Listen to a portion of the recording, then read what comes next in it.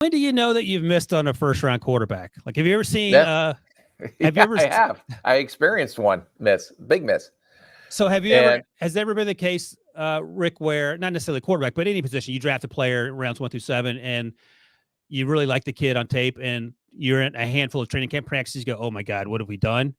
Um, and more generally, and then more specifically, like, at what point do you say, you know what, Mike White's our guy, Zach Wilson isn't, even though Zach Wilson's in year 2 and he has all these physical tools, it just doesn't look like it's working out. yeah, usually you always the rule was always give them 3 years, and Mm-hmm. especially at the quarterback position, you may want to give them 4.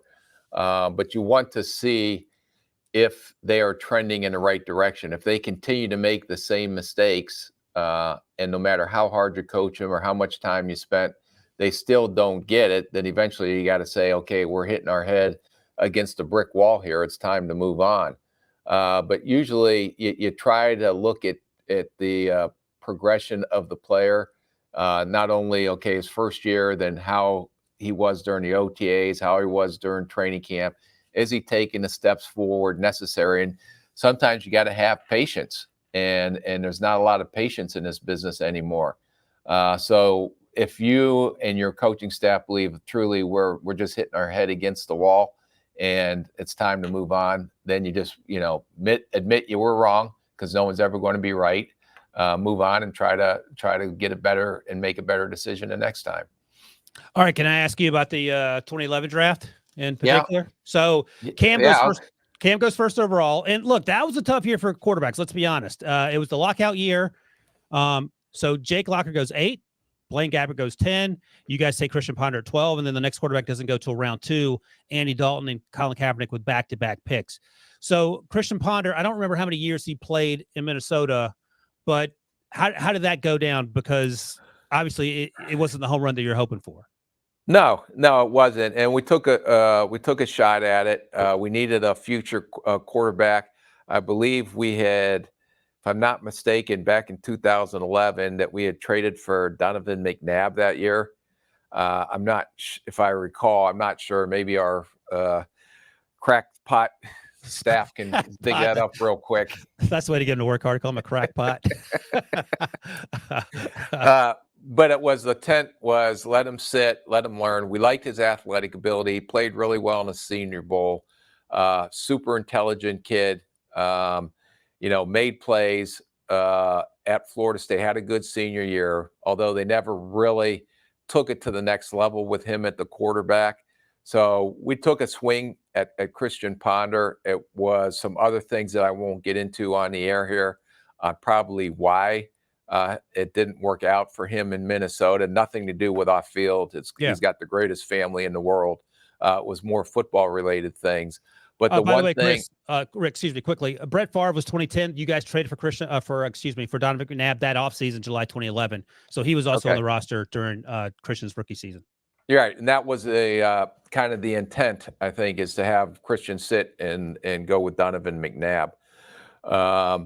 But what I always felt was, when we do make a mistake, that we spent probably more time on going back and analyzing why we made that mistake, so we can correct it and hopefully not make that mistake again. And no one's ever going to be perfect. And I had my hits and I've had my misses, just like everybody else has. But I always took it personal that if we missed, that's my responsibility on why we missed and how do we make sure that we don't make the same mistake as we move forward again. And so those are a lot of the times, those were our summer projects, whether it was something in the intelligence score, whether it was something in the medical score, was it something in the analytics that told us, was it just a poor evaluation on tape? Because usually we're going to have 8 or 9 evaluations when we're sitting there in these draft meetings reading on especially these top players. And we just, for some reason, whatever we missed, and then go back and make sure you understand why you missed, and then try not to make that same mistake again as you go forward.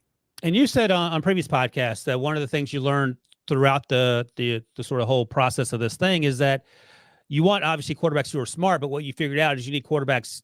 They might be great test takers, but they need to be able to process information quickly. And that's something that sort of evolved in your thinking as you grew into your role as a front office person, right?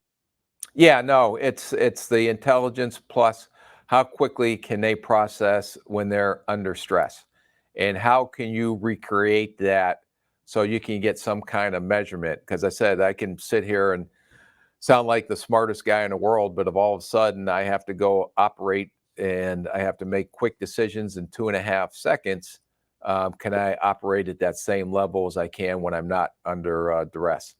So let's bring it back quickly to the Jets, and then we'll move on to my favorite segment. So after seeing Mike White play and the toughness he's shown, and the teammates who are buying in to what he's selling, obviously he wasn't a first round pick; he was a day 3 guy.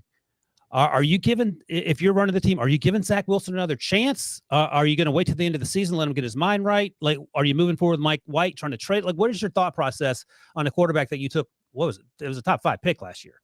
Yeah, no, I think he was 2, wasn't he? I think Wasn't he was. Second, he was a second pick after, was it Lawrence and then him? Yeah. If I'm not mistaken. I don't think you give up on him yet. I think Mike White has done a phenomenal job coming in. I don't know if he'll be able to stand up today after the hits that he took in yesterday's game. But he is a very good backup quarterback. You have to talk with your head coach and with the ownership. Is this guy our franchise quarterback, or the guy we drafted number 2 overall? If we can get him right and a list of things on what he needs to do to get right, that will give him another shot, Zach Wilson another shot, and maybe it's just open competition next year. Yeah. And go from there. Who knows how this all plays out? So it'll be interesting to see what develops in New York with their quarterback situation. Yep, absolutely. Number 2 overall after Trevor Lawrence, 1 pick before Trey Lance. And it just goes, I mean, that list right there, Justin Fields, Mac Jones, Kyle Trask, Kellen Mond, Davis Mills, just goes to show that the quarterback thing it's a crapshoot. Like you just don't know what you're going to get from one season to the next. But we'll keep talking about that as we go through